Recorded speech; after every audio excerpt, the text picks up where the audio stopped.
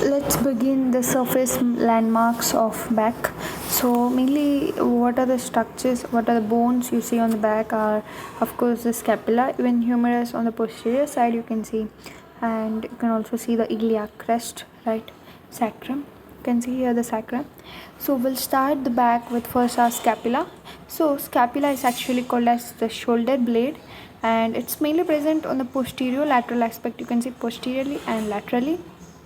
And the scapula starts from the second rib here, and its superior angle is in the second rib, and its end in the seventh rib, where you can find its inferior angle of scapula, right? So from second rib to seventh rib you can find the scapula. This is one of the surface landmark of scapula. And coming to the acromion, acromion, this process. So acromion is at the top of the shoulder, and from the acromion only the spine the spine of scapula, right? The crest run medially from the acromion to the medial border of scapula. If you see, this is the medial border of scapula, this is the lateral border of scapula, this is the inferior angle of scapula, this is the superior angle of scapula, and this is the medial border. So the crest travels from the acromion medially to the medial border of scapula. So now coming to the medial border and the inferior angle can be palpated. So now you can also try it on you or your friend. You can palpate the medial border of the scapula, and also you can feel the inferior angle. Especially you can feel this inferior angle at the level of 7th rib, right? And next coming to 8th rib. 8th rib is just below the inferior angle of scapula. Of course, if I said the 7th rib, right? If I said the 7th rib where the inferior angle is situated, then of course the 8th rib is nothing but below the inferior angle of scapula. Even this can be palpated. Next coming to the iliac crest. So if you see this one, this is the iliac crest, even this can be palpated. It's a curved bony ridge below the waist, and its anterior end mainly form the anterior superior iliac spine, and posterior superior iliac spine is felt at the shallow dimple that is just above the buttock, and that is 5 cm from the median plane. So just 5 cm from the median plane you can palpate the iliac crest and its anterior superior iliac spine in anterior side, and posterior superior iliac spine just it's present in a shallow dimple above the buttock, that is 5 cm from the median plane. You can also try to palpate it.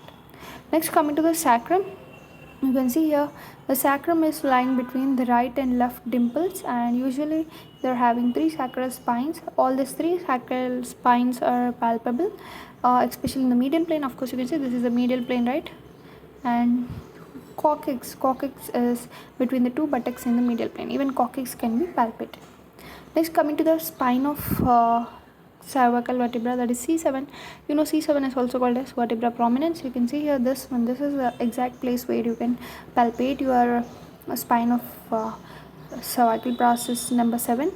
It's actually felt at the root of the neck, and higher to it you can also palpate the second cervical spine, which can be felt 5 centimeters below the external occipital protuberance. Here you can see this one is external occipital protuberance. Below that external occipital protuberance you can easily palpate your spinous process of second cervical vertebra, just 5 centimeters below the external occipital protuberance. Next, you can also palpate the T3 vertebra. The T3 vertebra is actually where the root of the spine of scapula is present. So somewhere over here you can also palpate the T3 vertebra. And L4, the lumbar number 4. This is the highest point of iliac crest. And S2 is the posterior superior iliac spine. S2 where you can find out the posterior superior iliac spine. And the back of head to neck, this back of head to the neck, this junction is mainly indicated by an external occipital protuberance and superior nuchal lines. You can get the superior nuchal lines which are on either side of the external occipital protuberance, and they go from the external occipital protuberance to the mastoid process, like that they move on. Next coming to the nuchal furrow. Actually the nuchal furrow extend to external occipital protuberance above and to the spine of C7 below. So this one is a nuchal furrow. Next coming to the skin and fascia of the back. They sustain the pressure and body weight because you lie on it, right, mostly. and because of this reason the superficial fascia is very fatty, thick, strong, and it connects the skin by means of connective tissue.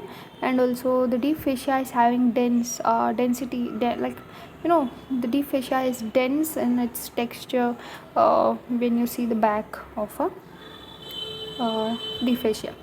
Now coming to the cutaneous nerves, we'll also discuss about this. So we need to turn on the diagram. So just focus on this diagram now. We are talking about the cutaneous nerves. So actually cutaneous nerves are derived from the posterior primary ramus. You can see here the word posterior primary ramus. Actually this posterior primary ramus is nothing but it's derived from the spinal, right? So its distribution is extending up to the posterior axillary line. So for example, the axilla has anterior axillary line, posterior axillary line, in middle it have the mid axillary line. So this posterior primary ramus will extend up to the posterior axillary line. That is important to remember. And the posterior primary rami, right? The posterior primary rami, especially it's C1, C7, C8, L4 and L5 don't give the cutaneous branch. Here you can see to remember them. So here you can see that the posterior primary rami, especially C1, C7, C8, L4, L5, they don't give any cutaneous branch. Whereas coming to all 12 thoracic and 5 sacral give at their cutaneous branches. So all the 12 thoracic and also 5 sacral, they give the cutaneous branches. So coming to here, the posterior primary rami, its divisions, let us see its divisions. So the posterior primary rami, you can see here, it is in turn divided into the, you can see the medial part and the lateral cutaneous branch. So it's divided into the medial branch and the lateral branch. This is the lateral branch, this is the medial branch. So the medial branch, you can see the medial muscular branch, the medial mixed branch, the medial cutaneous branch, right?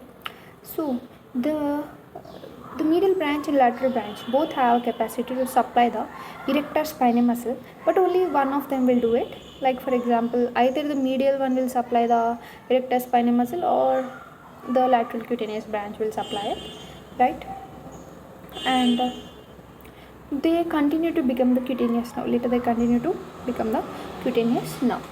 So in upper half of the body, like up to T6 vertebra, our medial branch supplies it mostly. So you can see the medial cutaneous branch, it supplies upper half like up to T6, whereas the lower half below T6 is supplied by the lateral cutaneous branch. So above above T6, like upper half all is supplied by medial cutaneous branch, whereas below T6, from below T6 everything is supplied by lateral cutaneous branch. So each cutaneous nerve divides into smaller medial and larger lateral branch before supplying the skin. So if you see here, it's dividing into the lateral cutaneous branch, right? The larger lateral cutaneous branch.